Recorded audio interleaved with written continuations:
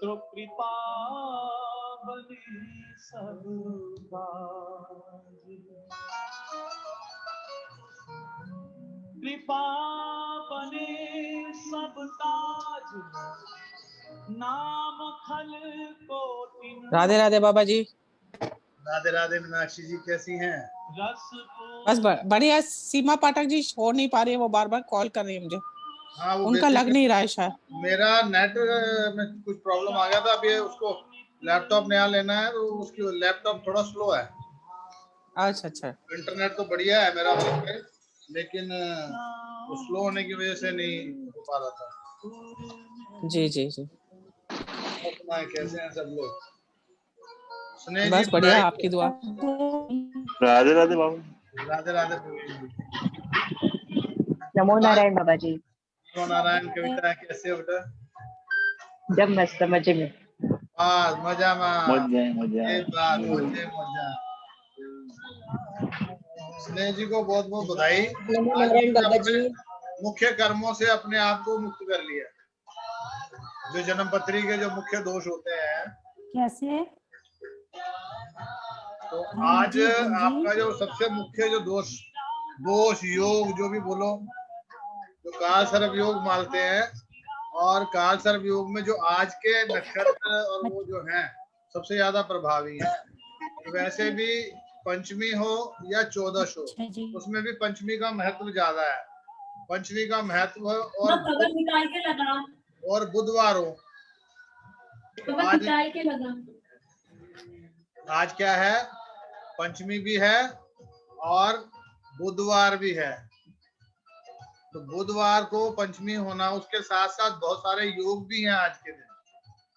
तो वो सब योगों का जुड़ना एक एक करके, और आपके ये जो नवरात्रों में जो ये पूजा अनुष्ठान हो रहे हैं, इसका हजारों लाखों गुना फल मिलता है। मतलब ब्राह्मण ने, अगर वो कहते हैं ना कि हम कलयुग में क्या करते हैं कि कलयुग में मंत्र की शक्ति जो है 4 गुना मंत्र उच्चारण करना है। जैसे हमने मान लो शनि के जाप करने हैं, तो शनि के जाप कितने होते हैं मालूम है किसी को? अनम्यूट करके बताएं, मालूम है किसी? 19,000। 19,000। तो कलयुग के 19,000 जी, कलयुग के अंदर इसको 4 गुना कर लो तो कितना हो गया? 9 चौक 36 और 40 76,000। तो 76,000 जाप पहली बात तो कराएगा कौन, कैसे? क्योंकि जाप कराना है तो उसका सैकड़े के हिसाब से पंडित जी को जो है, और जो सही ब्राह्मण होगा वो पैसे भी ठीक ठाक लेगा। तो 76,000 जाप करने के लिए कम से कम 51,000 रुपये मान के चलो मिनिमम, अगर अच्छा ब्राह्मण आपको लेना है तो वो उतने पैसे आज की डेट में सिर्फ जाप के लिए। अभी पूजा का तो व्यवस्था अलग है। तो जब ऐसे दिन आते हैं, नवरात्रे हों और ये योग हों, उसके आसपास द्वि पुष्कर, त्रिपुष्कर, रवि पुष्कर ऐसे योग निकल जाएं, तो वो मल्टीपल पावर्स बढ़ जाती है, तो लाखों गुना प्रभाव मिल जाता है। तो एक बार का एक राम कहा हुआ 1 लाख बार का राम का प्रभाव देता है। तो इसलिए आपको मैंने बधाई दी है कि चाहे वो जाने में, चाहे अनजाने में, चाहे कैसे भी, ऊपर वाले ने आपकी सेवा इन दिनों में ले ली। क्योंकि हम लोगों को गाइड तो बहुत करते हैं, मार्गदर्शन भी देते हैं कि आपको इन दिनों में कर लेना चाहिए, लेकिन करवा वही पाता है। और आपको इस बार तो कोई सलाह भी नहीं दी थी मैंने, कितने साल पहले मैंने आपसे बोला था, और अब करवा पाए आप। 8-10 साल तो हो गए, शायद ज्यादा ही, ज्यादा हो गए, ज्यादा जी। तो ये समय है, बीजारोपण उस टाइम पे हो गया था। आपने कहा मैं करवाना चाहती हूँ, लेकिन अभी मेरे हाथ में कुछ नहीं है कि मैं खुद कहते हैं ना कि भाई बंधुआ मजदूर की तरह। तो और अभी बाबा जी एक्चुअल में पता है क्या हुआ, सॉरी टू इंटरप्ट यू, जी जी जी, लेकिन मैं बीच में एक बात कहना चाहूंगी। एक्चुअल में ऐसा हुआ कि जब जब भी मेरे पास अच्छी कलेक्शन हुई, तो उन दिनों आपसे जो है, आपसे कनेक्शन नहीं रहा। मतलब जैसे किसी वजह से बातचीत नहीं हो पाई या कुछ भी रहा, तो फिर वो किसी और के हत्थे चढ़ गए। ऐसे ही अब भी हुआ वो भाई के हत्थे चढ़ गए, लेकिन आपसे फिर बातचीत तो नहीं बंद हो गई थी। तो अब की बार भी मैंने पता है क्या किया, यहाँ किसी को नहीं पता, सभी सुने ध्यान से इस बात को, कि मैं सेंटर में गई, नेचुरोपैथी सेंटर में अभी, बड़ा अपने मन को पक्का करके कि अब तूने ठीक होना है, तू ये खर्च कर दे अपने ऊपर, मतलब बड़ा मैंने ये सोच के और मैं गई। लेकिन वहां मैं बहुत परेशान थी।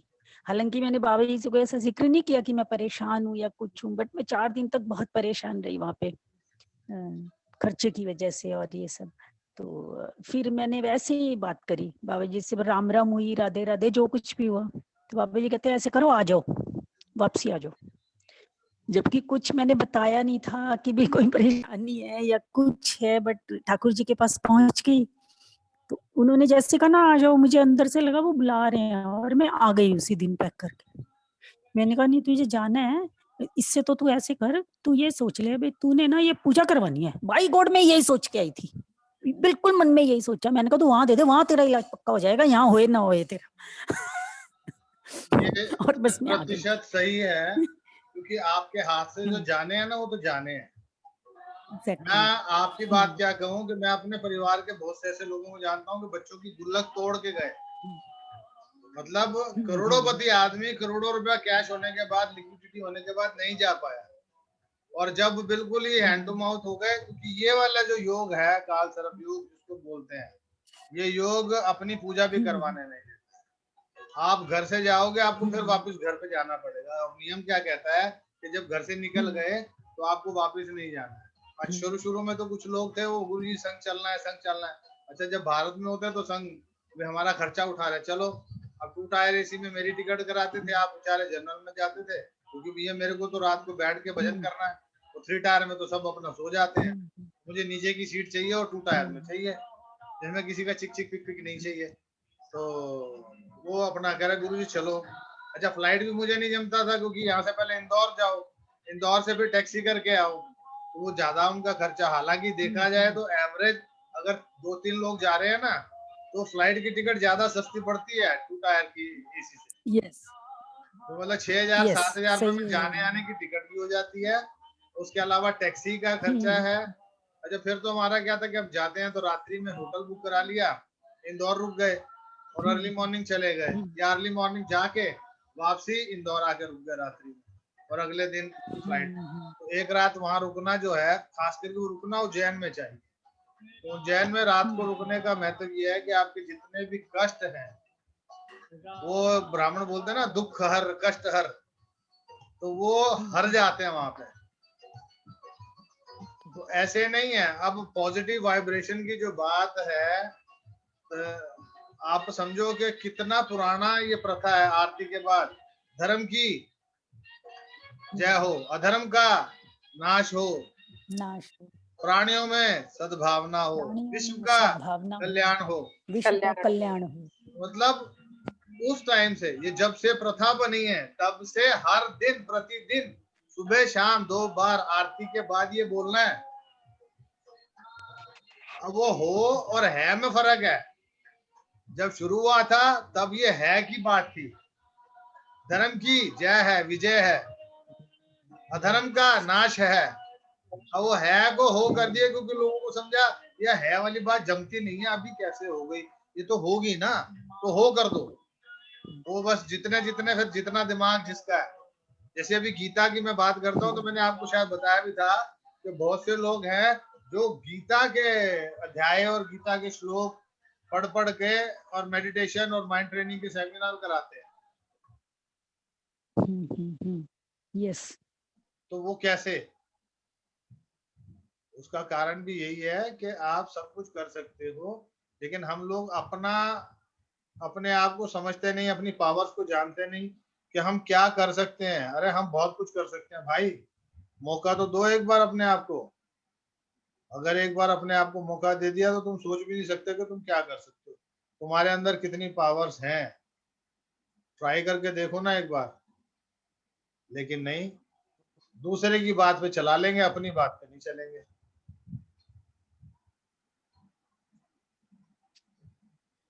और बताओ कोई अपने अपने अनुभव।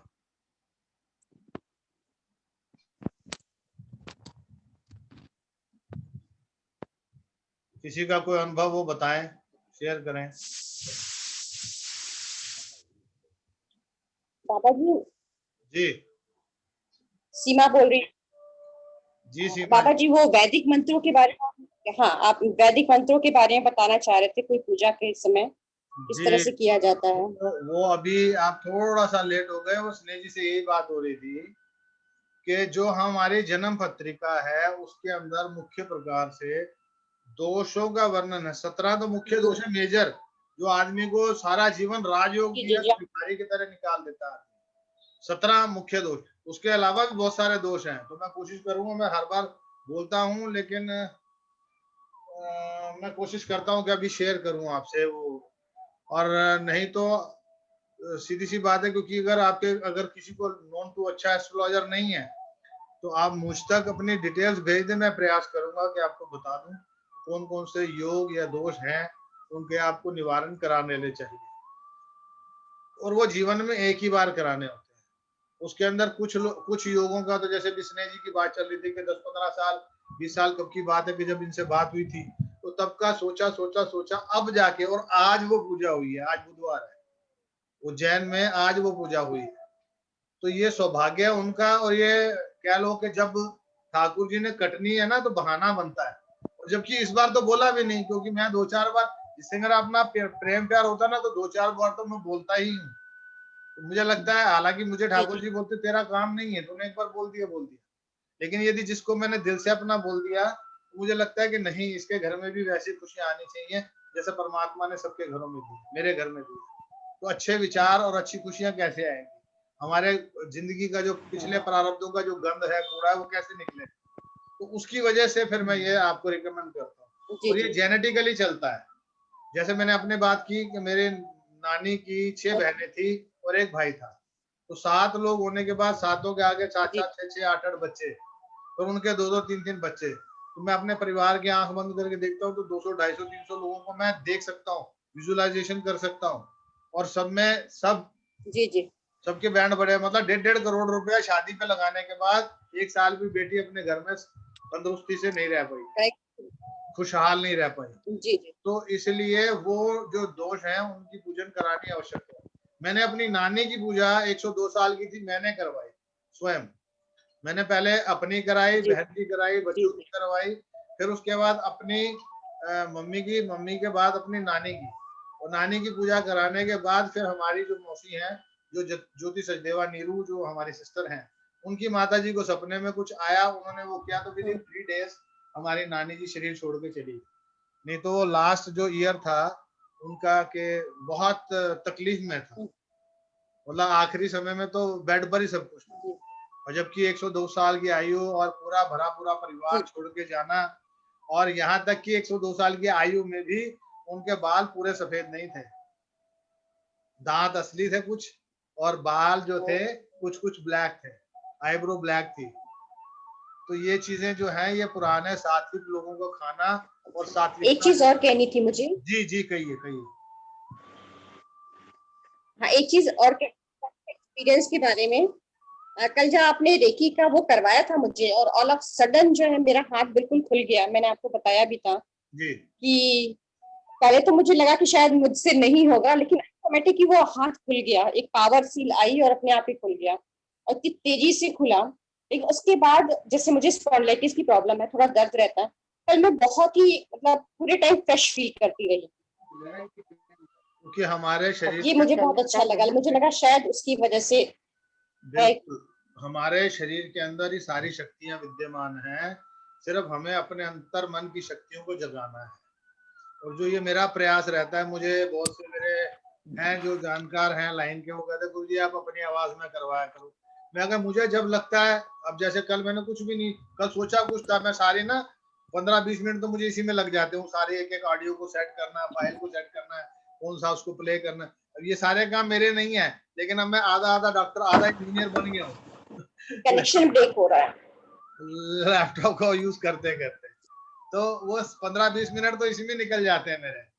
और उसके बाद क्या होता है कि मैं वो एक भी मैंने फाइल यूज नहीं की कल, क्योंकि मुझे नहीं पता होता है। मेरी जब शूटिंग होती थी टाइम न्यूज चैनल के ऊपर, हालांकि पहले मेरे सभी जगह हर चैनल पे 1-2 बार मेरा प्रोग्राम आया है, चाहे वो जी है, आज तक है, और जितने भी बड़े बड़े चैनल्स थे सब पे 1-2 बार बाबा जी का चेहरा आया। और बस उसमें क्या, टाइम न्यूज वालों में मेरा एवरी सैटरडे संडे प्रोग्राम होता था, तो मेरी रिकॉर्डिंग कर लेते थे, तो बोलते थे बाबा जी ये स्क्रिप्ट है। तो मेरे को एक दिन स्क्रिप्ट दे दी, वो जो उनकी इंटरव्यूअर जो इंटरव्यू लेती है लड़की, तो बिटिया ने मेरे को, बाबा जी ये है आपका। तो मैं कहा बेटा पहले कहती याद कर लो बस, फिर उसके अकॉर्डिंग आपने बोल देना है। अब वो 2 लाइनें मुझसे याद नहीं हुई। मैं कहा भैया ये पकड़ तेरा पेपर, मैं कहा अगर तेरे को वो रिकॉर्डिंग करनी हो तो कर ले, और नहीं तो आपको बाबा जी चले राधे राधे। कह रही वो गुरुजी फिर टाइम लगता है। मैं कहा देखो मैं जो प्रोग्राम देता हूँ उस पर एडिट कर लो। अब वो एक दिन क्या हुआ कि वो जो सीईओ था, डायरेक्टर जो चैनल का, वो बोला कह रहा बाबा जी का 15 मिनट का प्रोग्राम होता, तुम 1-1 घंटा निकलते नहीं अंदर से स्टूडियो से, चक्कर क्या है। वो कह रहा जी गुरुजी का प्रोग्राम ही ऐसा होता, हमें पता ही नहीं लगता, मंत्र मुग्ध होकर बैठे रहते हैं। अब मुझे भी नहीं पता होता कि क्या बोलना है, क्या बुलवाना है, क्या चल रहा है, सोच के क्या जाता हूँ वहाँ, क्या बोल देता हूँ, क्या निकल जाता है, कुछ नहीं पता होता। तो एक दिन सीईओ आके बैठ गया, और उस दिन 1.5 घंटा प्रोग्राम कथा जो चलती रही। मतलब इवन उन्होंने अपनी कैसेट भी दूसरी डाली, छोटी छोटी कैसेट्स होती हैं तो दूसरी कैसेट डाली। तो मुझे नहीं पता, मैं अपना लगा हूँ बोलने। तो मेरे को बाद में बोले कहा बाबा जी आप तो अब 1.5 घंटे का प्रोग्राम कर दिया। मैं कहा भाई वो भी तो होता है ना शेष भाग अगले हफ्ते, वो क्या ऐसे करके कुछ बना देते हैं ना। तो मैं कहा भाई वैसे बना लो, टू बी कंटिन्यूड। हाँ continued, part to be continued करके। मैं कहा वो कर लो, क्या दिक्कत है। मैं कहा 1.5 घंटा। मैं कहा ये मुझे नहीं पता, तुम मुझे कट करते रहोगे ना। मैं जिस दिन मेरे साथ क्या होती समस्या कि मेरे को जैसे सम्मेलन, ज्योतिष सम्मेलन में भी बुलाया जाता है, कहीं पर भी बुलाया जाता है, तो कहीं गए, अब वहां माइक दे दिया। अब वहां के जो वक्ता हैं वो बात चाहे कैसी भी करें, सेंस वाली नॉनसेंस वाली, लेकिन माइक नहीं छोड़ना। अच्छा मैं बात शुरू करता हूँ तो मैं कभी वो उस चैप्टर पे बात ही नहीं करता हूँ, मैं बात ही करता हूँ, मेरे चैप्टर ही अलग होता है। तो उनको इंटरेस्ट बना, तो मैंने बोल दिया, मैं कहा भैया मुझे ना आप बता देना कि कब छोड़ना है माइक, ताकि मेरे को ये नहीं हो कि भैया आपने 5 मिनट ज्यादा ले लिए, 10 मिनट। मुझे चाहे वो ऐसे करके, चाहे घंटी बजा के, चाहे कैसे भी। तो एक जगह हम हुआ तो 3-4 जगह, तो बदायूं था, पता नहीं कहाँ था, तो उस जगह पर चल रहा था, तो घंटी पीछे बैल रखी हुई थी। अब वो जब मैंने ये बात बोली तो उस टाइम पे ऑलरेडी मैं 8-10 मिनट बोल चुका था। तो बोलने के बाद मैंने वो बोला, तो वो बोले 5-7 मिनट देने हैं। अब वो बोले नहीं जी नहीं, आप कंटिन्यू रखो। और कंटिन्यू रखा।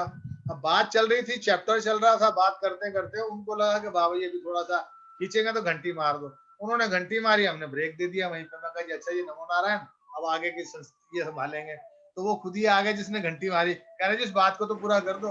मैं कहा जी अब नहीं हो सकती, अब ये बात अगली बार ही पूरा करेंगे, क्योंकि ये घंटी का मतलब क्या। मैं कहा समय की वैल्यू को समझना हम वक्ताओं का काम है। लगा आपने हमें समय दिया, ये आपकी मेहरबानी।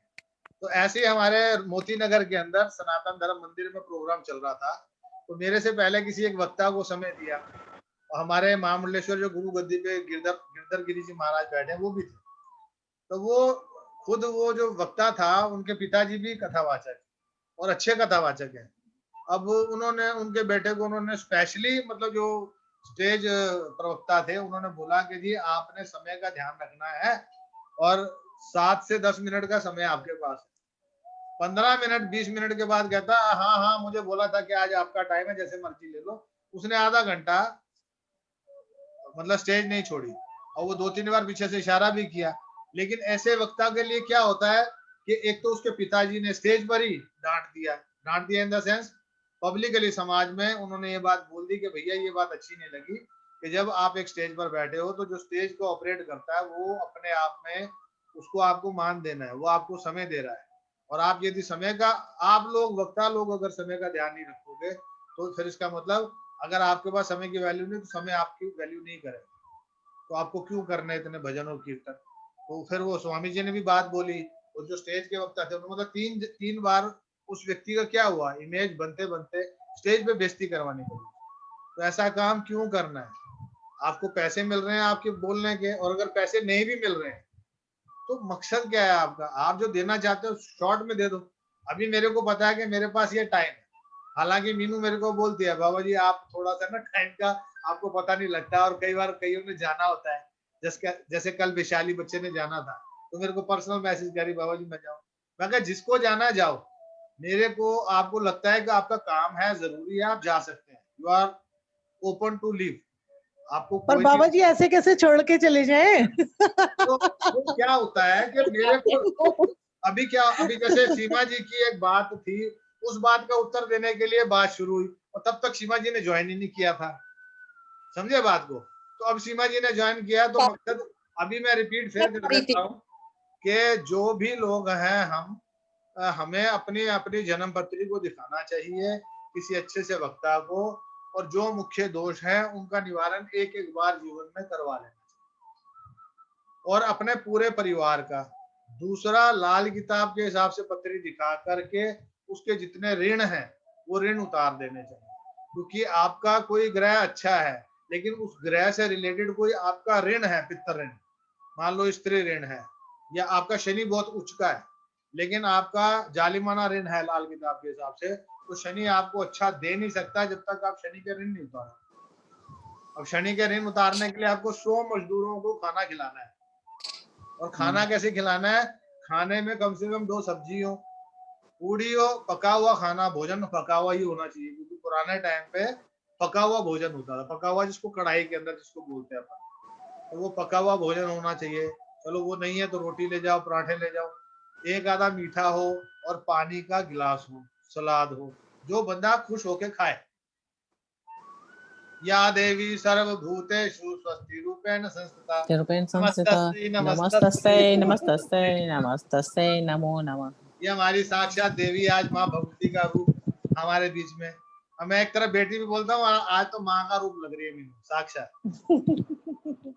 तो माँ भगवती की असीम कृपा है। बाबा जी मीनू दिखाओ, दिखाएं? हाँ, ये बात तो मेरी गलती है जी, मैं अभी बिल्कुल, ये लो आ गई, देखो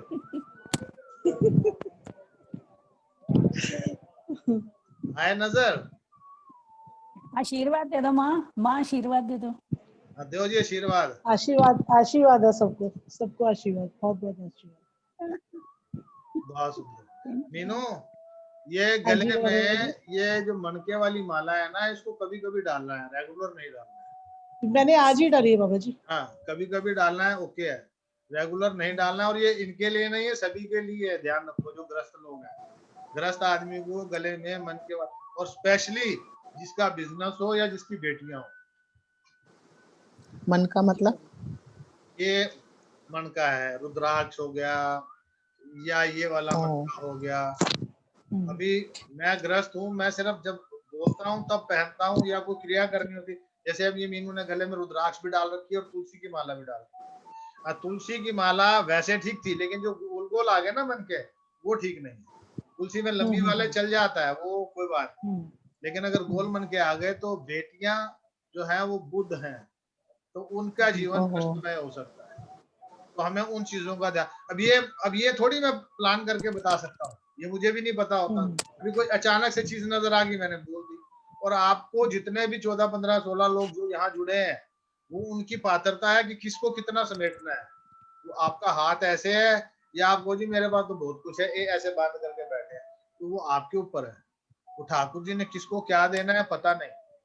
अभी मैं बार बार बोलता हूँ, और जबकि आज के दिन के लिए मैंने ग्रुप में 3 बार मैसेज किया था कि बहुत अच्छा योग आ रहा है, लेकिन इतने सारे लोगों के अंदर या तो स्नेह जी, इस ग्रुप के अंदर सिर्फ स्नेह जी की पूजा हुई है, या फिर मेरी रशिया की एक क्लाइंट है जो वहां के मेयर की मिसेज है, उनकी भी पूजा हुई है आज। तो ये मैं समझता हूँ कि उनके सौभाग्य थे, उनका कटना था। तो यदि आपको फिर भी लगता है कि मेरी को ही जरूरत है, तो मैं आपकी जन्मपत्री की डिटेल आप मुझे भेज दें, मैं आपको जो दोष होंगे, जो मुझे दिमाग में आ जाएंगे, सामने नजर आ जाएंगे, वो मैं आपको देख के बता दूंगा। अभी एक एग्जांपल और दे देता हूँ। दुबई के अंदर एक लेडी को बहुत जबरदस्त प्रॉब्लम थी, जॉइंट्स की भी, और मतलब वो चल भी नहीं सकती थी, व्हील चेयर पे थी, और उसकी पत्री के अंदर था विष्टिकरण। विष्टिकरण का मतलब क्या है? विष का टीका, विष कुंभ, विष का मटका, विष टी, विष का टीका, विष का इंजेक्शन। मतलब विष कुंभ तो पूरा ही जागता खराब, और विष्टिकरण हमारा है ना इंजेक्शन। अब वो विष्टिकरण का इंजेक्शन, वो हेल्थ जब तक आपकी ठीक नहीं होगी, कोई डॉक्टर नहीं ठीक कर सकता उस बीमारी को जब तक आप उसकी पूजा नहीं करो। अब यहाँ से दुबई में हमने अपने शास्त्री जी को भेजा, वहां जाके उन्होंने अपने घर के अंदर कैसे किया, क्योंकि वहां अलाउड तो है नहीं, मुस्लिम कंट्री है। यहाँ पे भी कराई और वहां पे भी करवाई, और उन्होंने सारा फ्लाइट का खर्चा खुर्चा सब दिया, बुलाया, अच्छे संपन्न थे वो। तो पूजा कराने के with in 3 months she came here, 2nd floor पे हमारा ऑफिस था, वहां आके धन्यवाद करके गई, अपने आप चढ़ गई, क्योंकि लिफ्ट नहीं है उस बिल्डिंग में। तो ये कैसे संभव है? ये ऐसे संभव है क्योंकि हर चीज का, और एक हमारे बैक साइड पे जहां हम रहते हैं, इसकी पूरा पीछे सोसाइटी में एक महिला थी, तो मिसेस को मतलब दीदी बोलती है, तो हमारे को जीजा जी बोलती थी, कहती हमारे हस्बैंड की पत्री देख दो।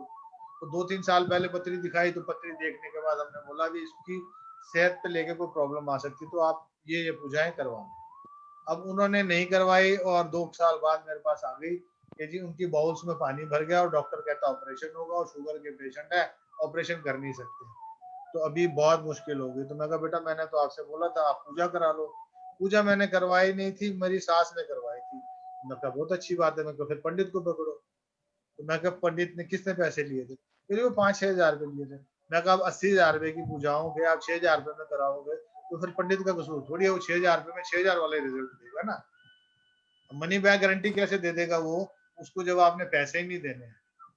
आपको पता है जब हम सप्तशती घर में, घर की सप्तशती की बात कर रहा हूँ, जो हमारे घर में सप्तशती अभी तो हम नॉर्मल पार्ट और यूट्यूब से करते हैं, मंदिर में सचंडी या गोरा है, उसके अलावा हमारा जो परमानेंट ब्राह्मण है वो अलग कर रहे हैं, जैसे मैंने बताया था। लेकिन यदि मेरे घर में सप्तशती का पाठ होता है, तो जो हवन होता है ना, तो हवन सामग्री जो है, सिर्फ हवन की आखिरी दिन सप्तमी की रात को जो हवन होता है, 15 से 20 हजार रुपए की सिर्फ सामग्री आती है। कितने की? 15 से 20 हजार रुपए की मात्र सामग्री आती है, जो हवन कुंड में डलनी है। तो अभी आपको पंडित को देने कितने हैं? 5,000 रुपए। तो कैसे आप सोच सकते हो कि 5,000 रुपए में पंडित को दोगे, 15,000 रुपए की सामग्री डाल दोगे? वो आदमी को उतना जिगरा भी चाहिए, या उतनी बेसिकली यहाँ से प्रिपेयर नहीं है हम लोग। हमें पता है, मुझे पर्टिकुलर मालूम है, और इन केस अचानक से कभी घर में बीमारी भी आती है, तुम्हारी बीमारी चलती रहती शरीर है, लेकिन यदि बीमारी मेरी 2 दिन से ज्यादा, तीसरे दिन दवाई आ गई डॉक्टर से, मेरे को दिमाग में आता अरे यार दवाई कैसे आ गई। कुछ नहीं होता है, फोन किया जाता है, पंडित जी जरा गायों को चारा डाल दो, चारे वाले को पैसे पेटीएम या जैसे भी होता है सेटिंग है, बोल दिया, चारा भिजवाया, चारा डाला। वो जिस दिन दवाई आती है, जिस दिन चारा डाला होता है ना, उस दिन की दवाई हमारे घर में खाई नहीं जाती, फेंकी जाती है, क्योंकि जरूरत ही नहीं पड़ती, चाहे वो तीसरे दिन ले आओ, चाहे वो 10वें दिन ले आओ। तो अभी ये तो आपके ऊपर है ना, आपको कैसे ठीक करना अपने आप को। कहते दुख में सिमरन सुख, दुख में सिमरन सब करें, सुख में करे ना कोई, में करे ना कोई, सिमरन जो करे सुख में तो दुख काहे को। दुख का। तो इसलिए दुख से बचना है तो सिमरन करना है। सिमरन के साथ साथ ये पूजाएं, जो पाठ, जो अनुष्ठान जो बने हैं, इनका निवारण करना आवश्यक है। आपके मन में यदि विचार आ रहे हैं, जैसे मैंने कल भी बात की थी, कल गीता जी के बारे में बात हो रही थी, तो और भी हैं जो बोलते हैं कि मन में नेगेटिव थॉट्स ज्यादा आए हैं।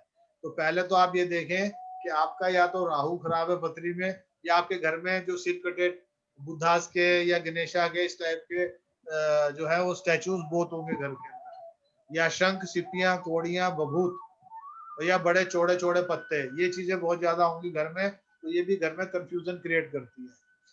जिनके घर में पैसा नहीं टिकता, तो उनकी छत, उनके घर में भी ये चीजें, उसके साथ साथ छत पे आजकल के पीओपी डिजाइन करवा देते हैं, उसमें हरे रंग का पेंट करवा लेते हैं, तो वो भी नुकसान है। तो उन चीजों को भी हमने ध्यान में रखना है कि वो चीजें हमारे घर में ना आए या कम से कम हो। अभी हमारे इलेश भाई जुड़े हैं हमारे साथ, और इलेश भाई बहुत एक अच्छी दवा बनाते हैं। इनके पास एक नुक्ता है जो 1500-1600 साल 1600 ईस्वी का, ये इन्होंने बना के रखा डब्बे पे, और ये स्क्रीन पे है इस वक्त, सबको नजर आ रहे होंगे। ये बाबा जी ये है ना, ये आवाज आ रही है मेरी?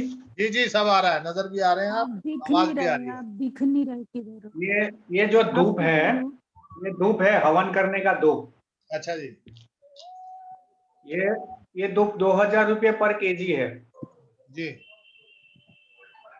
वो इसमें कम से कम 28 वनस्पति अंदर पड़ती है,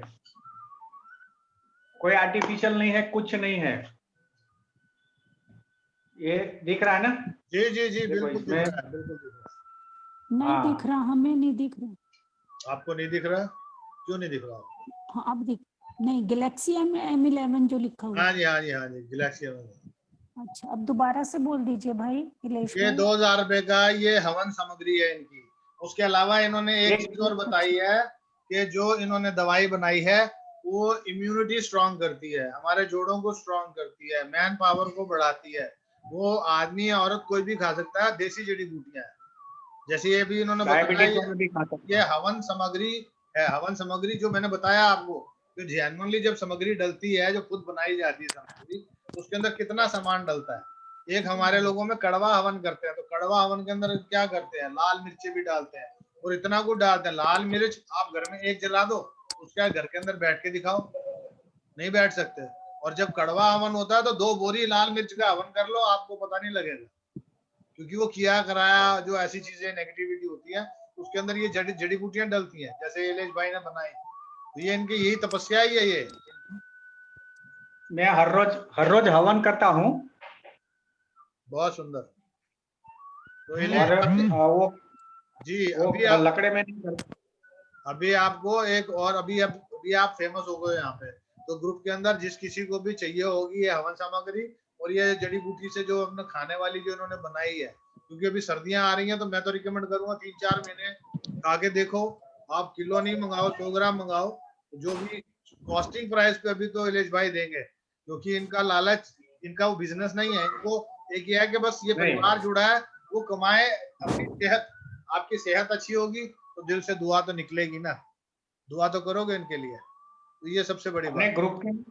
ग्रुप के लिए स्पेशल डिस्काउंट में रहेगा, कोई कम प्रॉफिट वाली बात नहीं रहेगी ग्रुप के लिए। बस बस बस वही चाहिए। और पत्री के लिए मैंने आपसे बता ही दिया, जिस जिसको पत्री दिखानी होगी तो मुझे भेज देना अपनी डिटेल पर्सनल नंबर पे, मैं आपको पर्सनली बता दूंगा ये दोष है। और जैसे ये तो लिखे होते हैं, अगर जन्म पत्री यदि आपके पास होगी ना, तो उसमें विष्टिकरण, विषुभ योग, नीच के जो ग्रह हैं, शत्रु जो ग्रह हैं, अस्त जो ग्रह हैं, अनुराधा नक्षत्र का 3रा-4था चरण हो तो सर्पशाप बनता है, सर्पशीष बनती है। और 5वें कल एक सेकंड ले जी, 5वें घर में यदि राहु बैठा हो और मंगल लगन में बैठा हो, या मंगल राहु को देख रहा हो, पंचम राहु की बात कर रहा हूँ या पंचम मंगल की बात कर रहा हूँ, तो सर्पशाप बनता है। अनुराधा नक्षत्र का 3रा-4था चरण हो तो सर्पशीष बनता है। तो ये जो दोष है ना, ये पत्री में आपको, क्योंकि बेसिकली क्या लोग किताब पढ़ के तो ज्यादा बन गए, पोथी पढ़ क्या बोलते हैं, पोथी पढ़ पंडित भयो, पोथी पढ़ जगमुआ। हाँ, पंडित भया ना कोई 2.5 अक्षर प्रेम का अच्छा, पढ़े जो प्रेम का? पंडित होए। जी जी जी, आप सही पकड़े हैं, मीनू सही पकड़े हैं। ऐसे थोड़ी मैंने हिंदी में बोला एमए है ना ये बाबा जी, हिंदी में एमए है ना। अच्छा, क्या बात है, बहुत सुंदर। अभी कल किसी को ग्रुप में जोड़ा है जी, और उनकी भावना में आशीष त्रिवेदी जी करके है, गुजरात से जी, वो चाय का ठेका चलाते हैं।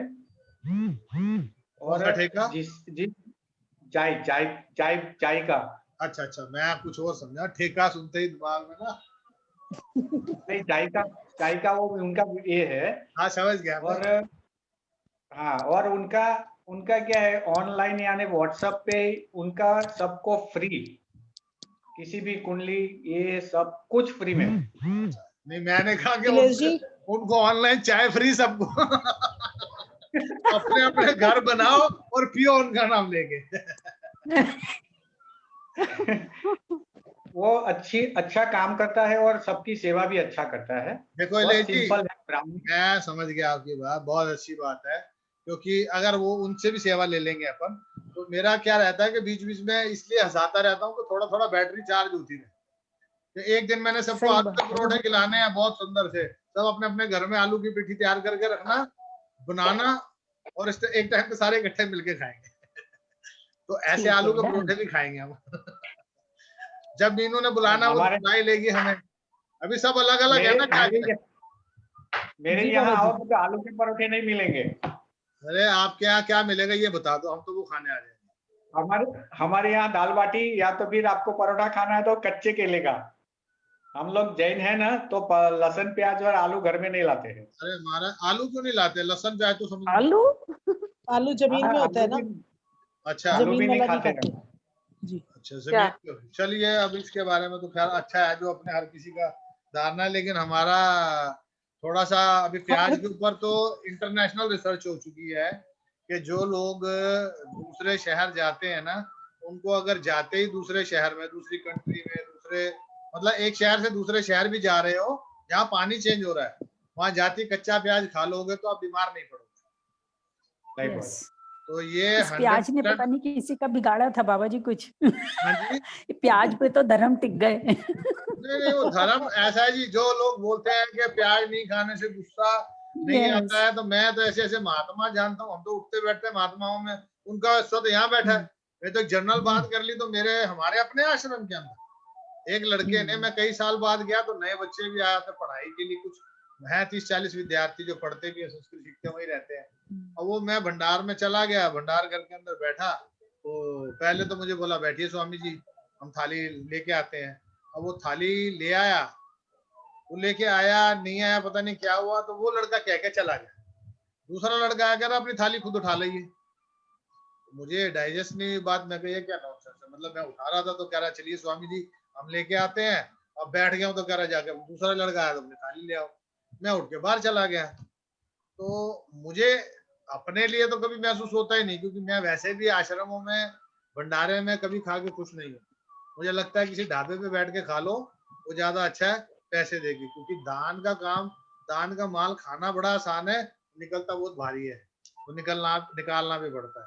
तो मैंने अपने जो बैठे हुए थे गिरधर गिरी जी, उनसे मेरी चर्चा हुई, तो मैंने कहा जी ऐसे ऐसे जो हमारे बच्चे हैं ना, इनको इसे समझानी है कि यदि कोई बैठा है, अगर वो बैठ गया पंगत में, तो फिर आप उनको लाके थाली भी दो और उनके भंडार में भी लगाओ। और यदि आपको लगता है कि सेवा नहीं कर रहे तो उनको बैठने से पहले ही हाथ जोड़ दो कि जी विश्राम हो गया, अभी शाम को होगा। मैं कहा जब तक बैठ जाए, और बैठने के बाद आप उनको बोलो कि जी आप खड़े हो गए। मैं कहा बुजुर्ग आदमी उठ ही नहीं पा रहा, बैठे बड़ा मुश्किल से है। मैं कहा उठ के पहले जाए, वो लेके आए, फिर उसको लगे दोबारा धोने के बर्तन। आदमी का छोड़ दफा कर बाहर जाके 10 रुपए की चाय लूंगा, 10 रुपए की मट्टी 20 रुपए में खा के थोड़ा हरियर। तो वो उनकी बात, मैं अभी इतनी बात कर ही रहा था तो एक दूसरा बोला मेरे को, वो भी नया नया बच्चे जुड़े हैं ना, तो जानते नहीं, हम तो बचपन से, मतलब मैं तो मतलब क्या 9-10 साल का जब से हम तो उस आश्रम में जा रहे हैं, वो जितने कोठारी हुए, ये तो महामंडलेश्वर भी जो अब बने हैं ये भी हमारे लिए बच्चे हैं, छोटे हैं हमारे से, लेकिन ठीक है गद्दी मिल गई तो महामंडलेश्वर है।